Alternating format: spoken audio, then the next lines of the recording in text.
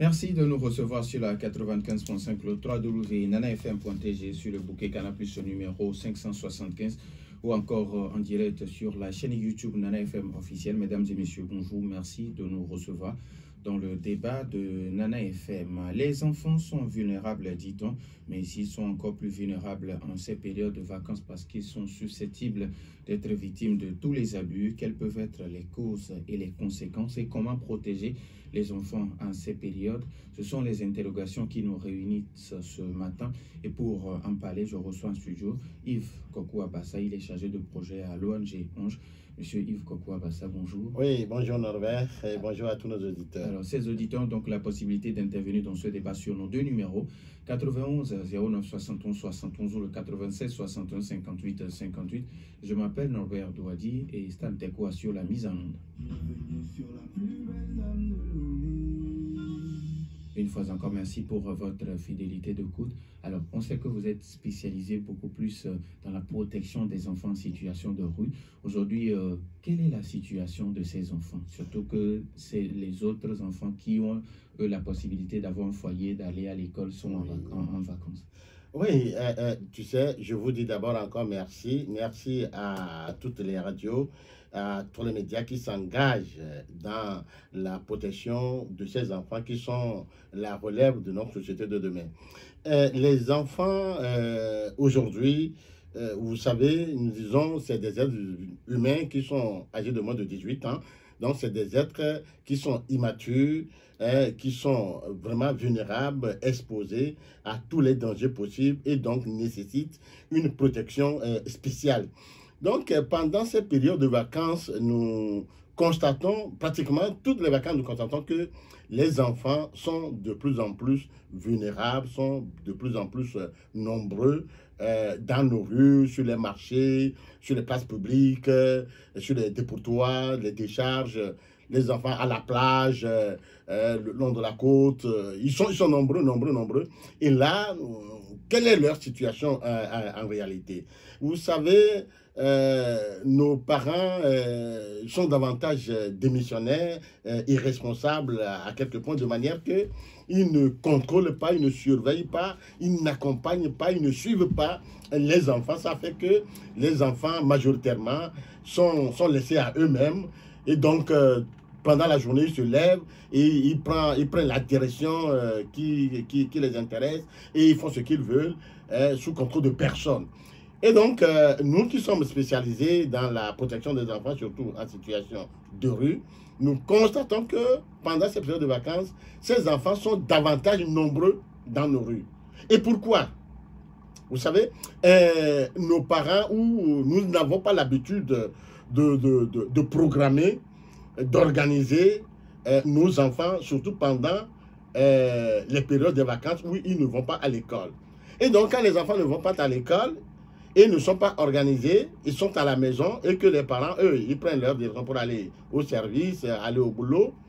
Les enfants qui s'ennuient à la maison, soit ils sont devant leur télévision, soit ils sont devant leur écran de portable, soit carrément ils sortent de la maison et ils s'en vont n'importe où pour aller faire n'importe quoi. Alors, mais il y a des enfants également que vous les voyez au niveau des feux tricolores qui sont en train de vendre ou encore dans les quartiers en train de vendre de l'arachide, de l'orange, de la banane. Oui, voilà, c'est de ces enfants surtout que nous allons parler. Vous voyez, comme je le dis, les parents ayant des moyens très limités, très insuffisants, alors demandent parfois ou laissent les enfants aller mener leurs propres activités pour pouvoir subvenir à leurs besoins. Et c'est comme ça, pendant les vacances, vous verrez tous les enfants, que ce soit les garçons ou les filles, chacun sur la tête avec une marchandise qui va aller vendre pour pouvoir économiser quelque chose et préparer sa rentrée. Et donc, au feu tricolore, par exemple, vous verrez les enfants, bon, naturellement, qui sont sans domicile, eux sont au feu tricolore pour demander de l'argent, d'autres avec leur chiffon pour nettoyer les vitres, pour demander de l'argent, et d'autres qui ne sont pas sans domicile, mais qui sont bien sûr à la maison et pendant les vacances, rejoignent ces enfants qui sont en situation de rue, et donc avec les papiers mouchoirs, soit avec les chewing-gums, avec les bonbons, avec les biscuits, et au feu tricolore pour vendre. Et là, c'est des enfants qui, naturellement, cherchent de l'argent pour se nourrir et se supporter.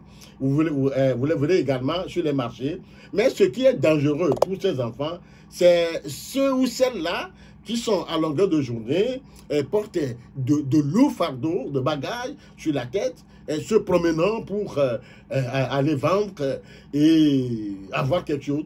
Et donc, c'est également des enfants qui ne sont pas auprès de leurs propres parents, mais c'est des enfants qui sont laissés auprès d'un parent proche, d'un oncle, d'une tante ou d'un grand-parent, d'un frère, d'une soeur, ou carrément laissés dans une famille inconnue, travaillant comme domestique pour avoir de l'argent. Donc, c'est naturellement ces enfants qu'on envoie faire ces petits commerces ambulants, se promenant à longueur de journée dans les quartiers, dans la ville, pour pouvoir faire tout ça là. Alors que c'est des enfants, c'est vrai, les enfants doivent travailler. Nous allons revenir là-dessus. Les enfants, comme le disons, le 12 juin dernier, a été la journée internationale de lutte contre le travail des enfants. Mais nous disons, on ne refuse pas que les enfants travaillent. D'ailleurs, les enfants, en Afrique, quand nous prenons la Charte africaine des droits de l'homme et de l'enfant, l'article 31 oblige ou dit les enfants ont des obligations, ont des responsabilités. Et dans le Code de l'enfant togolais, tout le titre 3 du Code de l'enfant togolais parle des devoirs de l'enfant. C'est pour dire que les enfants ont des devoirs, les enfants ont des responsabilités. Et donc, pendant les vacances, ces enfants, alors, ont ces devoirs, ces responsabilités à obéir, à faire. Mais, tel que nous le voyons dans nos rues de Lomé, alors, ces enfants, ce ne sont pas des travaux qui les conviennent, mais ils sont obligés de le faire. Ils sont abandonnés, ils sont rejetés, ils sont laissés à eux-mêmes et donc sont obligés de faire ces activités pour pouvoir se subvenir. Et c'est des activités qui sont très dangereuses. Voilà, c'est la dangerosité de ces activités. Voilà, c'est des activités qui sont très dangereuses pour ces enfants. Par exemple, si nous prenons des enfants qui sont au feu tricolore pour vendre ces petits bonbons, ces papiers mouchoirs, ces petits trucs pour avoir de l'argent, c'est naturellement des enfants qui sont souvent tamponnés par des voitures, qui sont souvent ramassés par des motos. Voyez, et quand ces enfants sont victimes de ces accidents, alors il est encore difficile aux parents de les soigner, de les amener à l'hôpital, de les soigner. Là, c'est un aspect dangereux pour ces enfants qui sont au feu tricolore pour vendre des trucs là. Également, ces enfants qui sont au feu tricolore, qui se mélangent avec des enfants naturellement habituels ou habitués de la rue, que nous disons des enfants sans domicile. Alors, ces enfants de la maison qui les rejoignent, alors, font amitié avec ces enfants de la rue et donc finissent par, alors, habiter la rue et deviennent aussi sans domicile comme ces enfants. C'est également dangereux pour ces enfants qui sont à la maison de rejoindre les autres qui sont sans domicile. Donc, nous parlons de la contagion. Ces enfants de la rue contaminent et ces enfants de la maison qui les rejoignent. Et c'est un aspect également qui est dangereux pour ces enfants. Également, les enfants qui sont en situation de rue, ils sont sans domicile. Vous convenez avec moi que pour supporter, tenir toutes les difficultés de la rue, ces enfants sont des consommateurs des substances psychoactives. Et donc, nos enfants qui sont à la maison et qui rejoignent ces enfants sans domicile, vous voyez, donc nos enfants qui les rejoignent finissent également par goûter et consommer ces substances psychoactives. C'est également dangereux pour la vie de ces enfants qui les rejoignent. Maintenant, les enfants qui sont à longueur de journée ont des tas d'igname, des tas de je ne sais pas quoi, de maïs, ou de maïs, ou des glacières en train de vendre des jus ou de l'eau toute la journée. Alors, ils reviennent à la maison d'abord très fatigués, très abattus. Ils reviennent à la maison souvent malades. Ils reviennent déformés. Ils reviennent avec des... Donc, ça rend les enfants vraiment malades pendant toutes les vacances. De l'autre côté, qui est vraiment dangereux, ces enfants qui quittent la maison et qui se promènent pour aller vendre. Norbert, c'est dangereux surtout pour nos filles. J'ai toujours donné cet exemple. Quand les filles transportent ces bagages ou ces marchandises pour aller vendre, alors les garçons ou les hommes abusent de ces enfants. Les garçons ou les hommes abusent de nos petites filles que nous envoyons aller vendre, aller se promener pour nous ramener quelque chose, parce que l'enfant doit travailler, parce que l'enfant doit aider ses parents.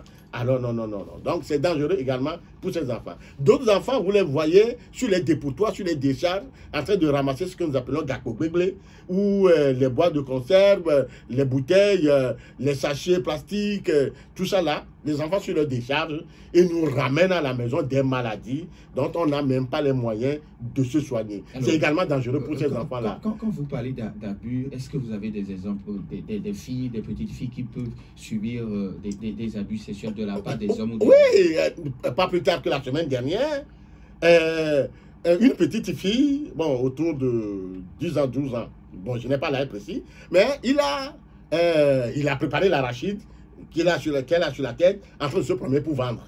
Donc, elle est arrivée au niveau d'un chantier où les jeunes maçons là sont là et ils l'ont appelé.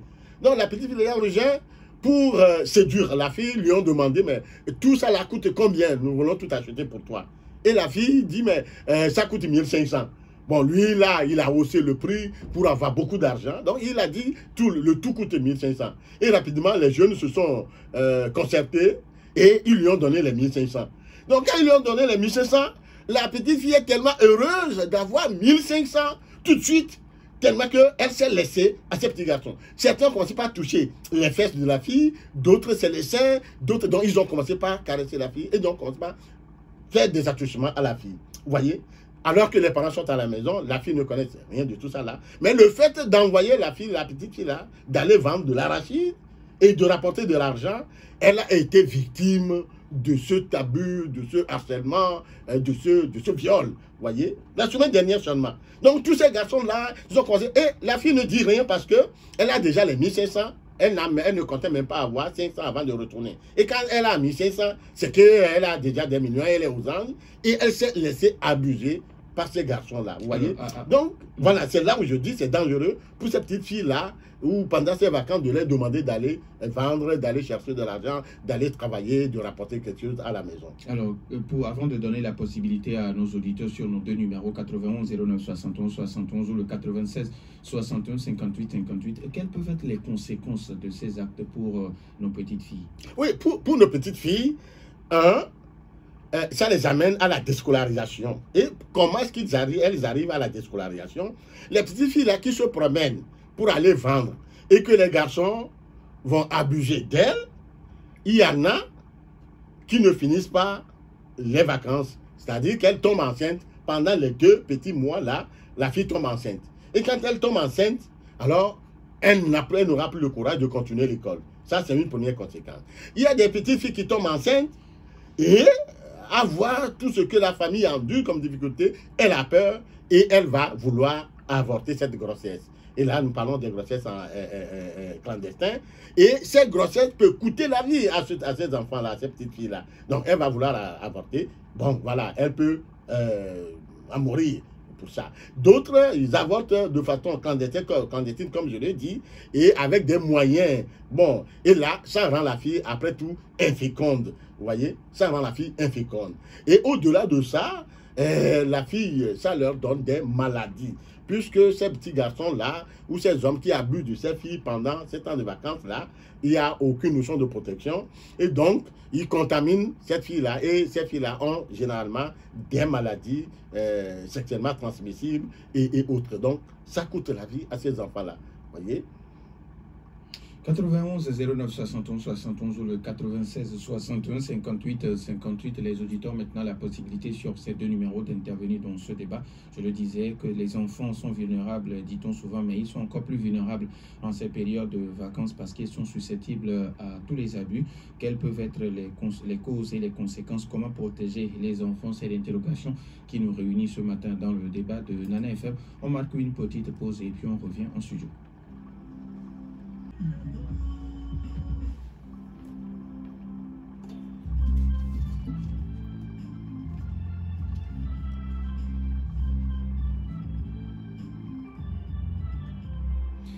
Retour dans les studios de Nana FM. Les enfants sont vulnérables, dit-on souvent, mais ils sont encore plus vulnérables pendant ces périodes de vacances parce qu'ils sont susceptibles à toutes sortes d'abus. Quelles peuvent être les causes et les conséquences et comment protéger les enfants? C'est l'interrogation qui nous réunit ce matin. Et pour en parler, nous recevons dans notre studio M. Yves Kokou Abassa. Il est chargé de projet à l'ONG Angers. Nous avons déjà un premier auditeur en ligne. Nana FM, allô? Oui, allô, bonjour. Oui, Mas Dadido Gomé, bonjour. Bonjour. Bonjour, monsieur Abassa. Oui, bonjour, monsieur. Et il a dit dans la Bible, Oui, quand vous voulez construire votre maison, il faut le construire sur des rochers et non sur des sables mouvants. C'est ça. J'ai fait cette citation pour donner deux exemples. Moi, la solution, pour moi, elle est unique. C'est au niveau des parents que tout doit se jouer. Tout peut se jouer. Et tout se joue. Je prends deux quartiers. Le quartier Millennium, à Lomé. oui. Le quartier Amitié, à Lomé. Est-ce que vous voyez un enfant sorti du quartier Millennium avec sur la tête un plateau d'arachide cuit ou bien beaucoup de points? Non. Je voudrais par là demander humblement à nos autorités d'avoir le courage pour que les richesses du pays soient partagées, pas équitablement. On augmente le niveau de vie des parents. Un parent qui a un niveau de vie acceptable n'acceptera jamais que son enfant aille dans les rues. C'est impossible. Merci, bonne journée. Merci et bonne journée à vous aussi. 91 09 71 71 ou le 96 61 58 58. Comment protéger les enfants en ces périodes de vacances? Nous avons un autre auditeur en ligne. Nana FM, allô? Bonjour, mon directeur Norbert. Papa Sibiti, comment allez-vous? Bonjour, mon président. Oui, Papa Sibiti, bonjour. Comment ça va?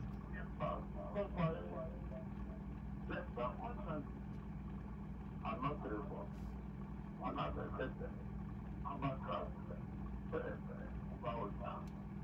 Toutes les petites filles là, les filles, elles sont grandes. C'est celles qui vendent la boule, le coco et les baranes. Aujourd'hui, ce qui se passe, nous sommes en ville. La cause, c'est l'argent.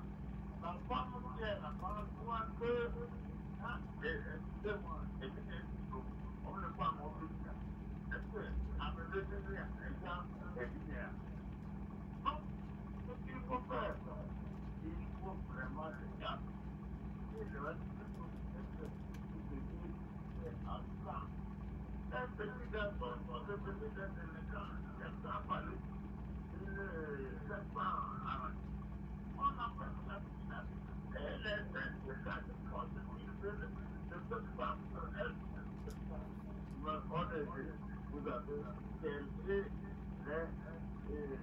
les produits, ce qu'il faut faire dans chaque quartier, et liberté pour que dans les carrefours, il n'y ait pas de petites filles. Même une fille de 9 ans, elle est stupide, elle veut de l'argent. Pour que Dieu la peine, elle marche. C'est ce qu'il faut faire. Laissez des gens dans les quartiers. Et elle est là, ils ne sont pas là. Laissez des filles, c'est pas pour laisser des filles. Merci à vous aussi, Papa Sibiti. 91 09 71 71 ou le 96 61 58 58. Vous avez nos deux numéros. Comment protéger les enfants en ces périodes de vacances? Nous avons un autre auditeur en ligne. Nana FM, allô? Allô? Oui, bonjour. Oui, bonjour, monsieur Norbert. Michel, comment allez-vous? Oui. Oui, bonjour à notre invité. Oui, bonjour, Michel. Et moi, je serais un peu dans l'autre sens par rapport aux uns aux autres. Je ne sais pas à quelle génération de personnes nous allons former quand la situation devient de plus en plus difficile. Moi, je ne blâme pas les gens ou les enfants qui peut-être vont aller vendre au bord de la route. C'est-à-dire que ce n'est pas là même le problème. Le problème, c'est que nous sommes devenus acculturés. Nous avons laissé nos cultures. Avant, les gens peuvent voir l'enfant de quelqu'un en difficulté et peut venir en aide facilement, sans tourner le dos, parce qu'il le prend comme son enfant. Et donc, vous ne pouvez pas dire que parce que les enfants, à un certain âge, vont rester dans la chambre, et puis bon, ils ne vont pas sortir, on prend soin d'eux, il y a la télé, eux, ils ne sortent pas comme M.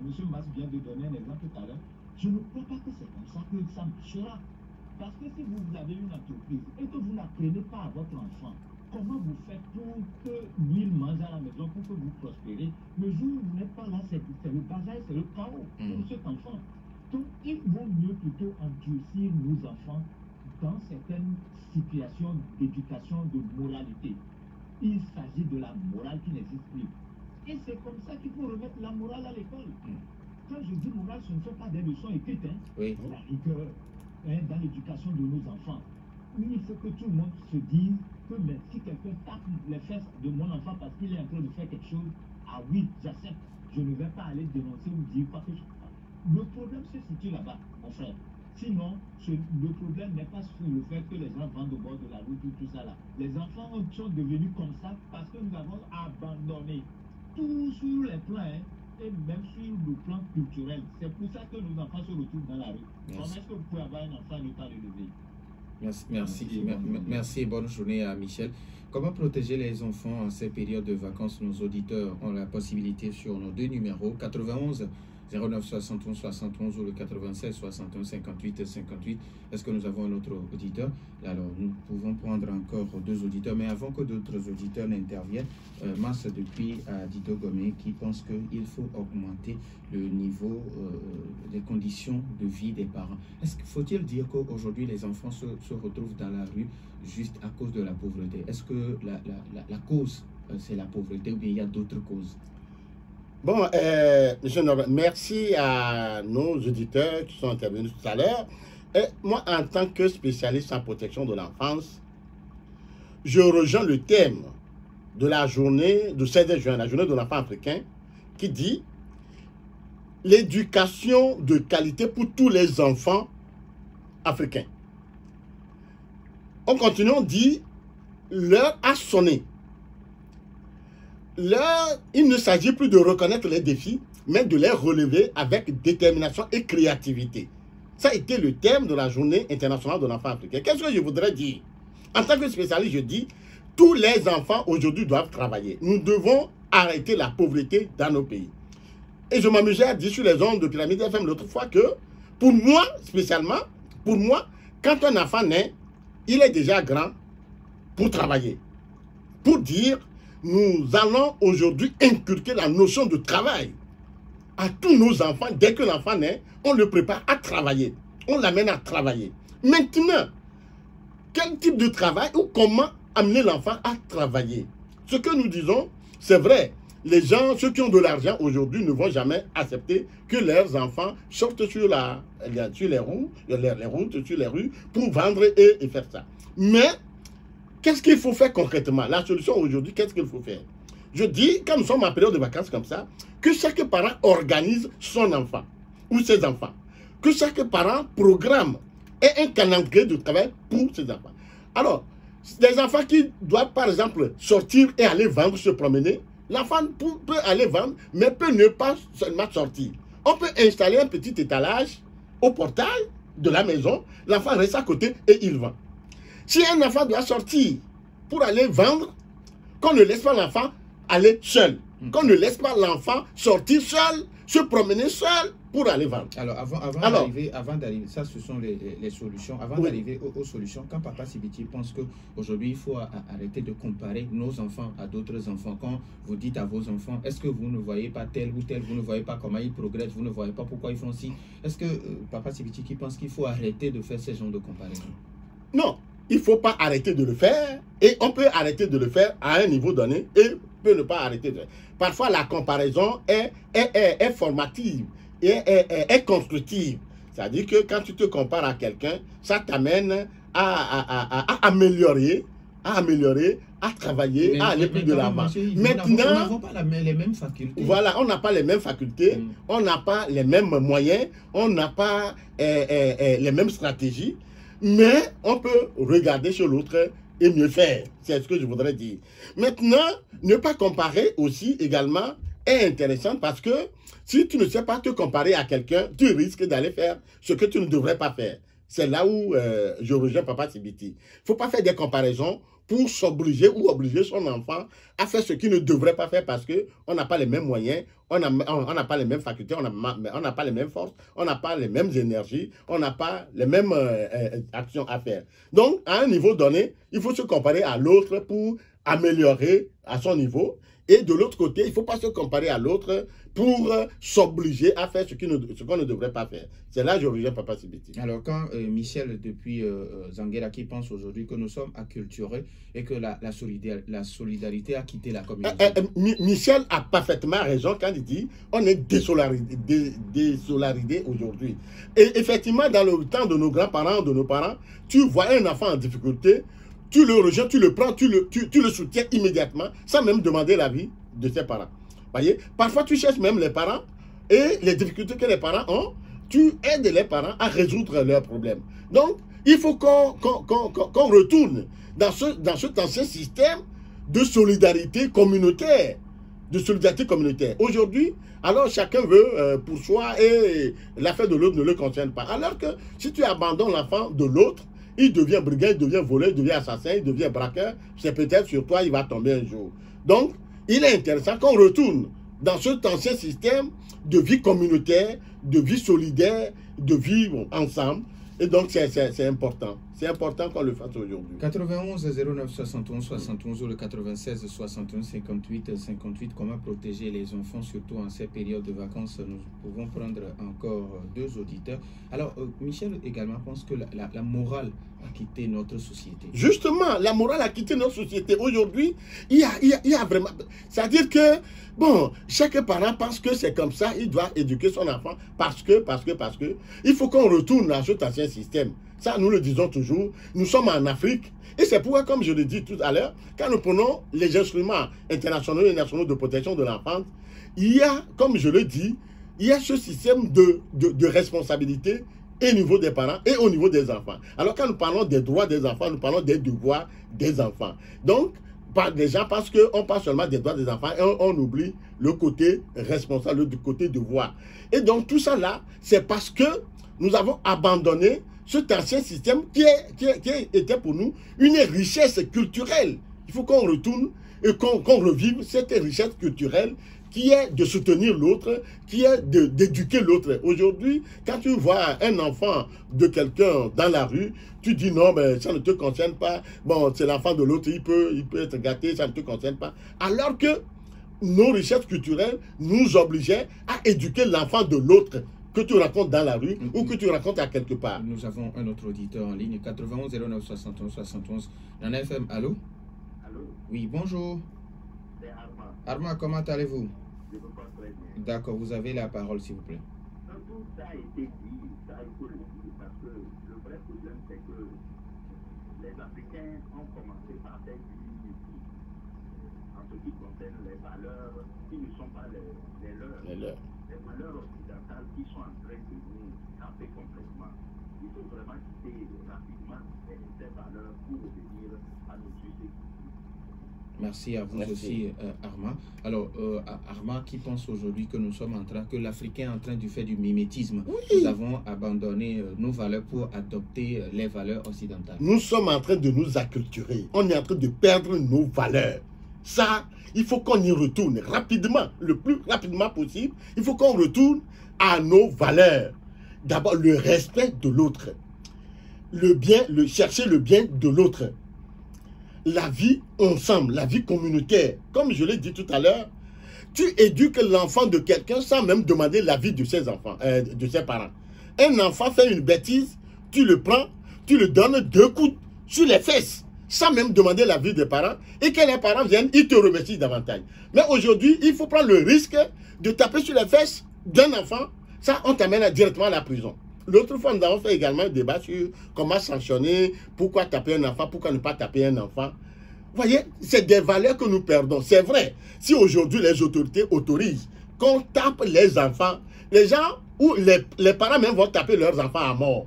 Ça, on dit, ne tapez pas les enfants.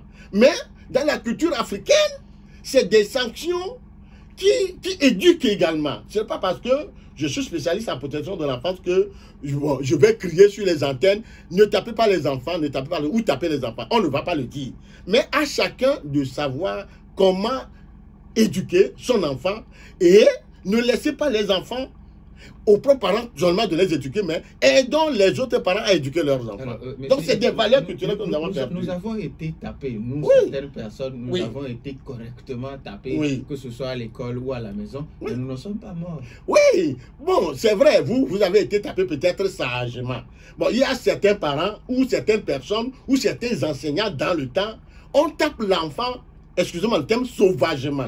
Ça, c'est ce que les autorités interdisent. Donc, quand il y a une loi, ben, si tu vas enfreindre à cette loi, tu vas le faire avec le plus sagement possible. Donc, la loi dit, ne tapez pas les enfants et ne les tapez pas.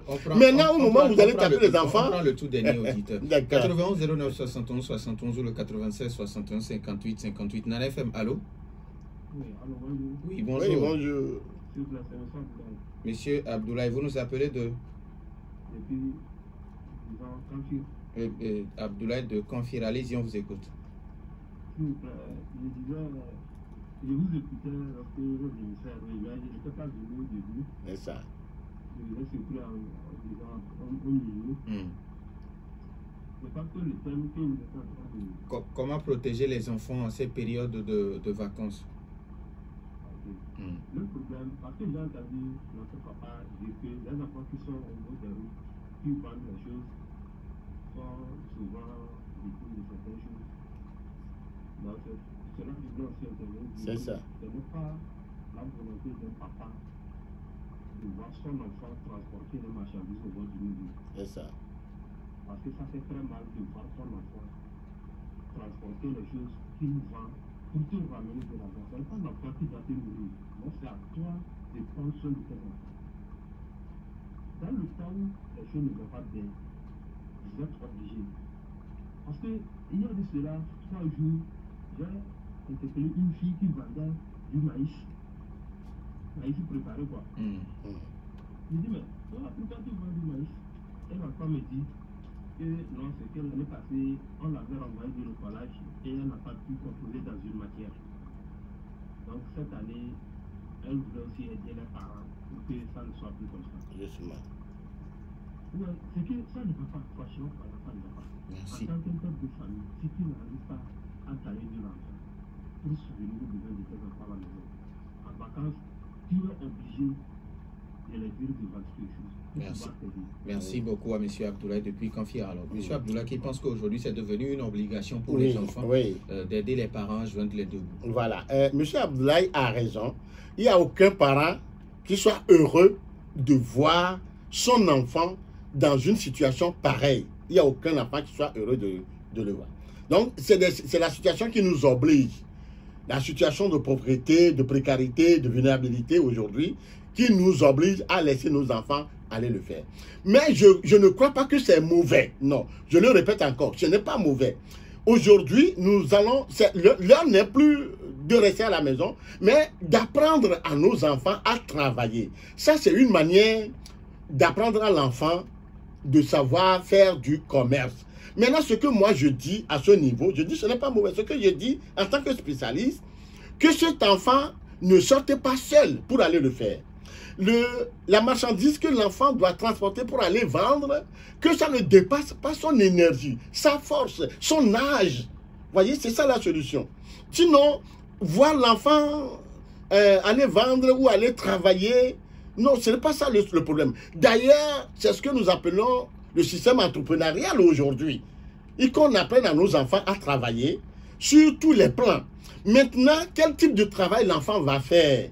Le travail que l'enfant va faire et qui ne va pas nuire, qui ne va pas détruire, qui ne va pas porter atteinte à sa personnalité morale, à sa personnalité physique, à sa personnalité psychologique, c'est ça je le dis, il faut qu'on apprenne aux enfants. Même celui qui a de l'argent, qui est un richissime, ne va pas laisser son enfant dormir à la maison. Qu'est-ce qu'il va devenir demain? Donc, mais quel que soit le degré de ta richesse, il faut quand même apprendre l'enfant à travailler. Maintenant, notre thème, comment les protéger? Un enfant qui doit aller faire quelque chose, comment le protéger? Comment le suivre? C'est là, je dis, il faut un suivi, un accompagnement. Un suivi, un accompagnement pour un enfant qui doit aller faire quelque chose.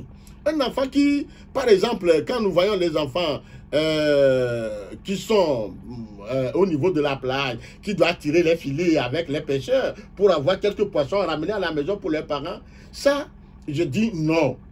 Les enfants, les petites filles qui rejoignent les filles entre guillemets travailleuses de sexe, je dis non. Mais pour des petites activités, un parent qui amène son enfant au champ pour aller travailler un peu le champ, apprendre l'enfant à travailler le champ. Un parent qui amène son enfant dans son atelier de couture, apprend à son enfant la couture. Un parent qui amène son enfant à son atelier de coiffeur ou de coiffure, apprend l'enfant à faire ça. Ça, c'est ce que nous disons. Donc, toutes sortes d'activités que l'enfant peut faire aujourd'hui et qui va le former. Qui va contribuer à son épanouissement demain, qui va le rendre responsable demain, ça, je le soutiens. Seulement que les enfants soient accompagnés. Surtout pour les enfants qui se promènent avec des marchandises, je dis, ne laissez pas les enfants se promener seuls. Ne donnez pas une marchandise à un enfant qui dépasse son âge, son énergie, sa capacité morale et intellectuelle. Les enfants qui sont au bord de la route, je dis, non. Là, c'est dangereux parce que vous ne pouvez pas les suivre au moment où l'enfant veut traverser la route. Voilà une voiture qui arrive, voilà une moto qui arrive. Ça, c'est dangereux. Donc, toute activité dangereuse qui peut porter atteinte à la santé, à la moralité, à la personne physique de l'enfant, je dis, pardon aux parents, ce n'est pas comme le dernier auditeur le dit, ce n'est pas aux enfants de venir nourrir les parents à la maison, mais c'est la responsabilité aux parents de les nourrir. Mais demander à un enfant de faire de petites activités, nous l'appelons des initiations. Il faut initier les enfants à faire quelque chose de manière que si demain il a ses diplômes et qu'il ne trouve pas alors de travail qu'il voudrait faire, il peut en attendant jongler avec ce qu'il a appris de ses parents. Ça, je soutiens. Alors maintenant, quelles sont les activités que vous avez programmées, surtout pour les enfants en situation de rue que vous accompagnez au niveau de la plage de Rolando? Voilà, au niveau de la plage, au niveau des marchés, partout où nous rencontrons les enfants qui sont encore en situation de rue, qui sont sans domicile.